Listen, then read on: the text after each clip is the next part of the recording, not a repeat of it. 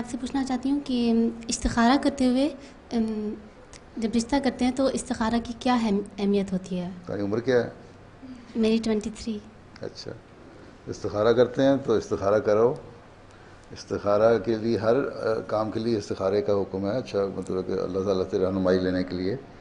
لیکن یہ ضروری نہیں ہے تمہاری ہر جو استخارہ ہے تم دعا کرو تو تمہیں ضرور خواب بھی آئے. اور جب تک خواب نہ آئے تم کو نہیں، اگر دل کو تسلی ہو جاتی ہے کسی بارے میں تو اس کا مطلب وہ اللہ تعالیٰ کی منشا ہے اس میں. ٹھیک ہے، رات کو نماز کے بعد 2 نفل پڑھ کے دعا کر کے خاص طور پہ پڑھو، اسی مقصد کے لیے دعا کرو، پھر سو جاؤ.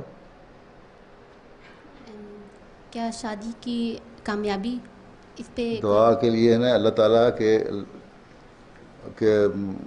سے یہ مدد مانگو کہ اگر یہ رشتہ میرے لیے بہتر ہے تو میرے دل میں تسکین اور سکون پیدا کر دے، اور اگر نہیں بہتر تو اس میں روک ڈال دے، اور میرے ماں باپ کے دل میں سے بھی نکال دے اس رشتے کے بارے میں، اور میرے دل میں سے بھی نکال دے. ٹھیک ہے، یہی مسئلہ پیدا ہوتا ہے نا، کبھی ماں راضی ہوتی ہے، کبھی باپ راضی ہوتا ہے، کبھی خود مرضی لڑکی کی مرضی ہوتی ہے. تو سارے راضی ہو جائیں تو زیادہ اچھا ہے. اور کس کو کرنا چاہیے؟ کیا کس کو کرنا چاہیے استخارہ؟ جی. لڑکی کو خود کرنا چاہیے. اچھا. حضرت اماں جان فرمایا کرتی تھیں کہ جب تم لڑکیاں 6-7 سال کی ہوتی ہیں تبھی اپنے نیک نصیب کے لیے دعائیں کرنی شروع کر دیں. تو ہر لڑکی کو اپنے نیک نصیب کے لیے دعا کرنی چاہیے کہ جب بھی ایسا وقت آئے، جب رشتہ آئے اس کا، تو ایسا رشتہ آئے جو بہتر ہو. یہ نہیں ہے کہ فلاں کے پاس پیسے ہیں تو فلاں کے پاس عہدہ ہے، فلاں کے پاس ملازمت ہے، یا فلاں خاندان اچھا ہے تو میں نے رشتہ کرنا ہے. اللہ تعالیٰ بہتر جانتا ہے، غیب کا علم اس کو ہے، وہ جو بہتر سمجھتا ہے کہ اس کے لیے اس کے مطابق کرو.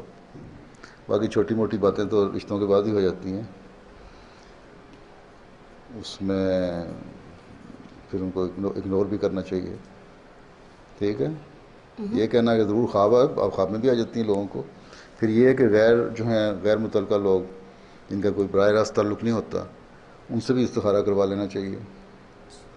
ٹھیک ہے، تو ان کو بھی بعض دفعہ کوئی خواب آ جاتی ہے یا کوئی نہ کوئی پیغام مل جاتا ہے.